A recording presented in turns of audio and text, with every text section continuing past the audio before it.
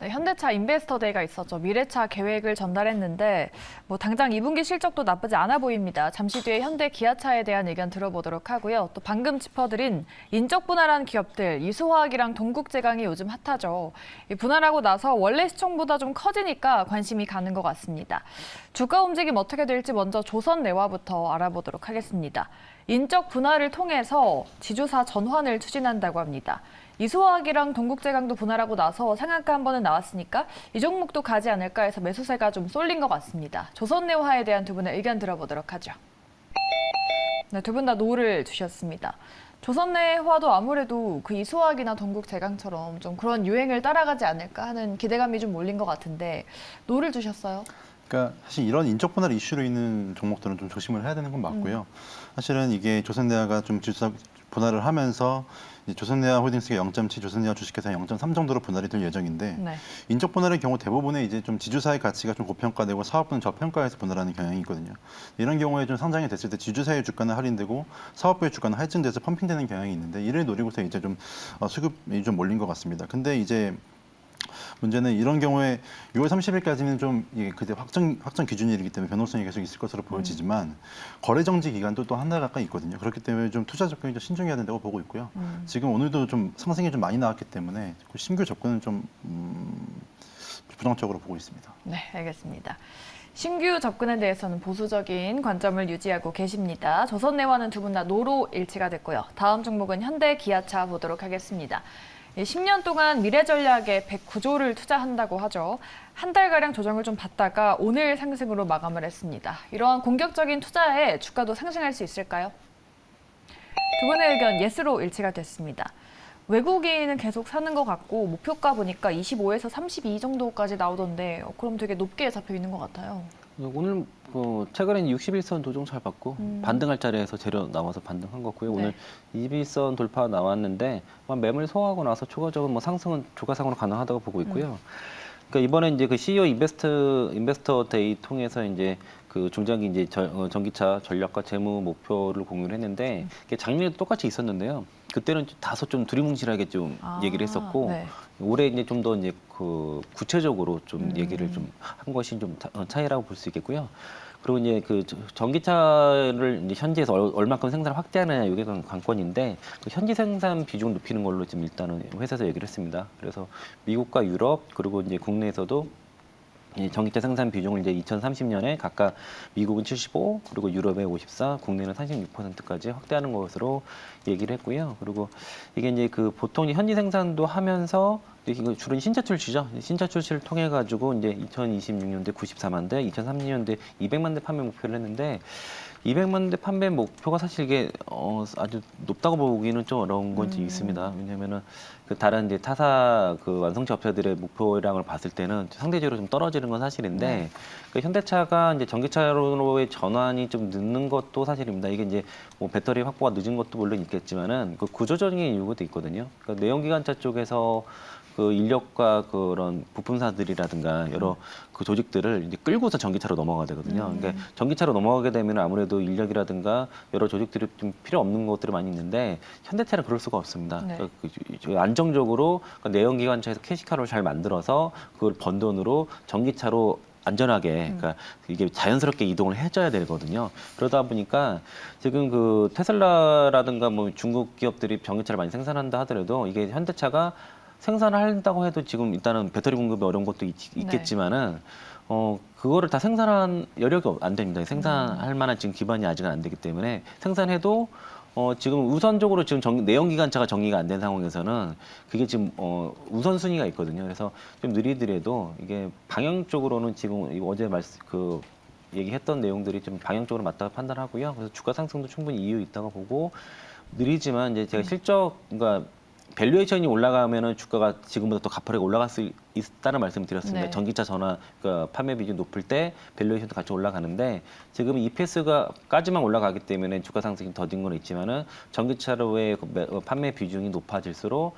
밸류에이션도 같이 올라갈 수 있어서 지금보다는 좀 더 주가 상승의 여력이 더 크다라고 볼 수 있겠습니다. 네.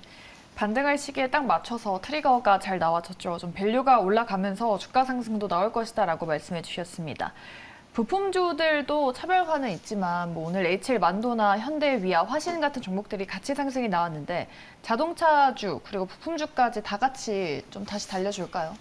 충분히 현대차와 기아차의 투자를 봤을 때 부품주까지 좀 그 수급이 확산될 가능성도 있다고 보고 있고요. 네. 개인적으로는 부품주들 중에서는 모트렉스를 좀 괜찮게 보고 있습니다. 모트렉스 같은 경우도 계속해서 이제 현대자동차가 지금 인도네시아에도 조인트 벤처 설립해서 좀 양산 나가는데 네. 모트렉스 같은 경우가 좀 이런 인도네시아나 동남아 쪽 시장에 거의 독점적인 지위를 갖고 있거든요. 그렇기 때문에 같이 좀 살펴보시면 좋다고 생각됩니다. 네. 이번에 밝힌 뭐 현대차, 미래차 경쟁력이 이제 주가의 트리거가 되주지 않을까 싶습니다. 부품주 안에서는 모트렉스를 눈여겨보자라고 말씀을 해주셨습니다. 자동차주에 대해서는 두 분 다 예스로 일치가 됐고요. 마지막 종목 이수 스페셜티 케미컬 보도록 하겠습니다. 분할 상장하고 나서 급등 이어가다가 오늘 조정받았는데 조정 이후에 다시 튀어오를 수 있을까요? 두 분의 의견 보시죠. 네, 이 종목도 노로 일치가 됐습니다. 부장님이 한 달 만에 10배 정도 올랐다라고 그때 저희 톡에서 말씀해 주셨는데 이 종목도 조선내화랑 좀 같은 맥락으로 노를 좀 주신 건가요? 아니 뭐 너무 많이 올랐고요. 근데 너무 이런 상승 좀 과도하다고 보고 있고요. 그러니까 이제 이제 인적 분할하고선 첫날 따상을 가고 나서 그리고 중간에 상한가가 한 2번 정도 더 나오면서 그 따상을 그 따가 시작된 게 83,000원에 시작해가지고 45만 원까지 올라갔기 때문에 이게 너무 빠르죠. 그리고 이게 전고체 배터리에 들어가는 이제 그 황화 리튬을 사업을 이제 동사가 이제 영위를 하는 건데 이게 전고체 배터리라는 게 사실 상용화가 사실 좀 먼 얘기거든요. 그러니까 네. 도요타가 뭐 2027년도까지 하겠다고 했지만은 그게 실제로 이루어질지도 의문이고 왜냐면 뭐 그 2021년도 때도 전고체 배터리 막 얘기 나올 때도 3, 4년 안에 되겠다는 것들이 계속 매년 그렇게 미뤄지고 있는 상황이고요. 네. 언제 될지도 모르고 그리고 너무 비싸기 때문에 상용화 자체가 좀 쉽지 않을 거라고 좀 업계에서 얘기를 하고 있는 상황이고요. 그리고 이게 굳이 관계를 얘기하게 되면은 저게 이제 이수 그 스페셜티 케미칼이 이제 그 황화 리튬을 이제 그 생산을 하면은 요거를 이제 에코프로 BM에다가 그 공급을 합니다. 그래서 에코프로 BM이 여기 그 전고체 배터리에 들어가는 고체 전해질을 이제 개발하고 있는데 이게 다시 삼성 SDI 쪽으로 들어가는 이런 구조입니다. 그래서 맞물린 거는 삼성 SDI, 에코프로 BM 그리고 이수 스페셜티 케미칼 이렇게 들어가는데 좀 주가는 너무 과도하다, 상승 네. 과도하다 그렇게 보시겠고요. 그리고 저는 갖고 계시면 지금 관점에서는 매도 의견 드리겠습니다. 네, 알겠습니다. 세 종목에 대한 두 분의 예솔도 의견 들어봤고요. 저희는 공략주로 넘어가 보도록 하겠습니다. 두 분께서 추천을 해주셨던 에코프로 BM이랑 하이로닉이 하락장에서도 흐름이 나쁘지 않은데요. 그래서 오늘 종목도 기대가 됩니다. 두 분이 직접 골라오신 공략주 바로 열어주시죠. 네, 에코프로 BM에 이어서 포스코홀딩스 그리고 PB님은 반도체 쪽을 보시네요. 지난주에도 AI 반도체 쪽을 보자라고 말씀해 주셨는데 칩셋 미디어도 AI 반도체 쪽 아닙니까? AI 반도체를 이제 하고 있고요. 원래는 비디오 코덱 관련해서 IP를 했었는데 최근에 이제 AI도 포트폴리오에 집어넣으면서 적극적으로 나가고 있습니다. 물론 지금 최근에 주가가 좀 가파르게 올랐거든요. 네. 그렇기 때문에 좀 부담은 될 수 있겠지만 장기적으로 봤을 때 지금 이제 올해부터 계속 로열티 매출이 계속해서 나올 예정이기 때문에 이런 시장 면에서도 굉장히 좋을 것으로 보여지고 있고요. 그리고 이런 인공지능 IP라는 게 지금 일단은 비디오 처리를 함에 있어서 그런 NPU 비디오를 처리하는 그런 반도체 칩 관련해서는 칩셋 미디어가 뭐 경쟁사가 거의 없다고 보시면 되고요. 그렇기 때문에 지금 기존의 GPU로 처리를 했던 데이터들을 이제 칩셋 미디어의 그런 명상 목적 영상에 특화되어 있는 반도체 IP를 통해서 처리를 하게 되면 훨씬 더 비용과 전력을 아낄 수 있기 때문에 최근 들어 계속 수주 흐름이 나쁘지 않고 있습니다. 그렇기 때문에 올해도 계속해서 수입이 좋을 것으로 보여지고요. 또한 사업 특성상 높은 영업이익률을 가져갈 수 있기 때문에 앞으로도 저 주가 상방이 열려 있다고 보고 있습니다.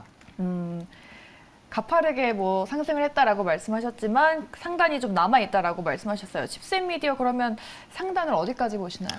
한 4만 원까지도 충분히 열려 있다고 보고 있습니다. 신고가 부분이네요. 좋습니다. 목표가 4만 원 말씀해 주셨습니다. AI 반도체 기업 칩셋 미디어에 대한 투자 포인트 들어봤고요. 우리 배터리 부장님 역시나 포스코홀딩스를 또 가져와 주셨습니다.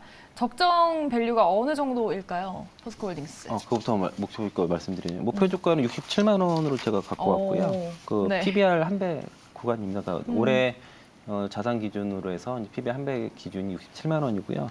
그러니까 그 67만 원까지는 이제 그 보통 이제 동사가 현재 한 PBR 0.5배 정도 되는데 그 성장성이 없는 기업이 성장세 붙었을 때는 뭐 한 배 정도까지는 주고 나서 그 이후에 이제 리튬 사업에 대한 가치를 좀 그다음에 따져보고자 그러니까 리튬 사업에 대한 가치가 붙으면 저는 저걸 넘어갈 거라고 보는데 네. 일단 상당히 보수적으로 67만 원대 먼저 말씀드리겠고요. 오.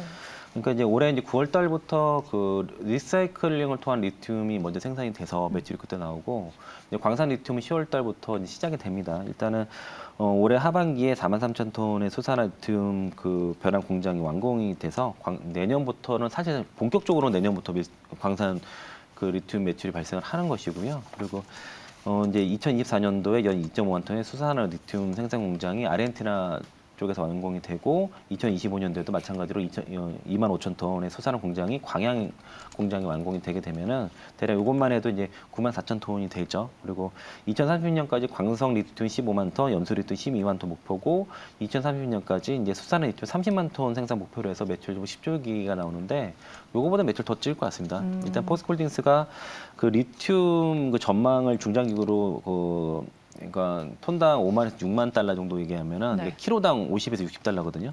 그러니까 이제 만약에 이제 이게 뭐 8달러나 10달러 이렇게 되면은 그 광산이 갈아엎어야 되고요. 그러니까 50에서 6달러 이 정도 전망이 나오기 때문에 이걸 계속 그 사업성이 있다라고 좀 보시겠고 우드 맥킨지에서도 올해 그 내년과 2025년까지 수산화 리튬 가격을 톤당 6만에서 7만 달러 정도 예상하기 때문에 네. 2025년부터 사실 그 전기차 제가 계속 강조드리지만은 그 전기차 대량 생산 시대가 가게 되면은 리튬은 부족할 수밖에 없습니다. 그러니까 예정된 쇼태지이기 때문에 리튬 가격은 그렇게 걱정하지 않으셔도 되고 그렇게 된다 그러면 포스코홀딩스 투자 가치는 계속 매력이 높다라고 볼 수 있겠고요. 요게 지금 그 차트를 제가 띄워놨는데 그 포스코홀딩스의 그 주가 흐름이 일정합니다. 이게 이제 여기 그 조정 나올 때마다 그 눌림목마다 정확히 다 그 반등이 나오거든요. 그래서 이번에도 21선 조정과 이제 대체로 이제 조정이 많이 나올 때는 41선 아니면 21선 조정에서 끝나는 경우가 많은데 현재 21선 조정 구간이고 네. 41선도 붙어 있거든요. 여기서는 그냥 나눠서 그냥 눈 감고 사시면 됩니다. 네. 그냥 그 적당히 사시면 돼요. 뭐 가격 뭐 500원, 1,000원 따지지 마시고요. 이거 나눠서 분할로 매수하시고 그리고 그 월봉상으로 보시면은 요 그 박스권 상단 이제 돌파 이제 흐름이 한번 돌파했다가 다시 이제 그 대돌파를 목전으로 두고 있는데 네. 요 박스권이 12년짜리입니다. 그러니까 12년 박스권 상단을 지금 돌파 흐름이라는 그러네요. 거는 회사가 뭔가 변화가 있다는 건데 많이 아신 것처럼 이제 그 광물 사업 특히 리튬과 뭐 니켈도 하지만은 그 광물 산업에 대한 이제 그 가치가 이제 반영이 되면서 이걸 뚫고 갈 거라 보고 있고요. 외국인 그 보유 비중이 한 53%에서 최근에 38%까지 정도 떨어졌는데 대략적으로 35%까지 떨어지게 되면은 거의 8물량이 더 이상 나오지 않는다라고 보고 있습니다. 네.